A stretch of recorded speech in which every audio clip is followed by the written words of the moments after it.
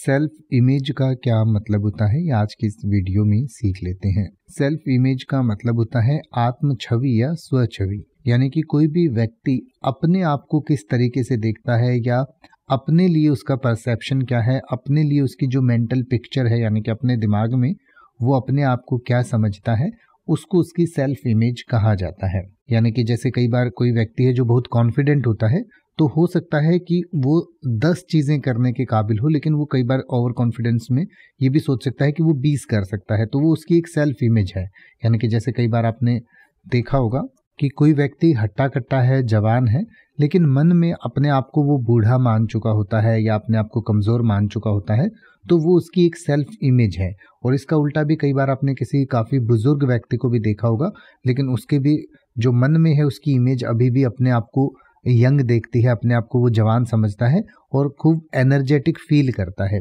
तो उसको आप एक सेल्फ इमेज कह सकते हैं। यानी कि अपने आप की आपकी नज़रों में क्या छवि है, उसको आपकी सेल्फ इमेज कहा जाता है। और ये तो 2 एग्जाम्पल हो गए जहाँ सेल्फ इमेज वेरी हाई है या वेरी लो है, और सेल्फ इमेज बिल्कुल एक्चुअल भी हो सकती है। यानी कि कुछ लोग अपने आप को इतना अच्छे से जानते हैं, इतना अच्छे से समझते हैं कि उन्हें पता होता है कि वो क्या हैं और कितना कर सकते हैं, या उनकी छवि जो है बिल्कुल एक्चुअल उनकी स्किल्स और कैपेबिलिटीज़ के अकॉर्डिंग ही होती है। तो वो भी एक तरीके से आत्म छवि है, लेकिन वो बिल्कुल सटीक आत्म छवि उसे आप कह सकते हैं। तो जैसे कि अगर आप ये कहें कि अपने करियर में सफलता हासिल करने के बाद उनकी आत्म छवि में सुधार हुआ, तो आप कह सकते हैं her self image improved after achieving success in her career. या अगर आप ये कहना चाहें कि नकारात्मक अनुभव कभी कभी किसी व्यक्ति की आत्म छवि को प्रभावित कर सकते हैं, तो आप कह सकते हैं नेगेटिव एक्सपीरियंसेस कैन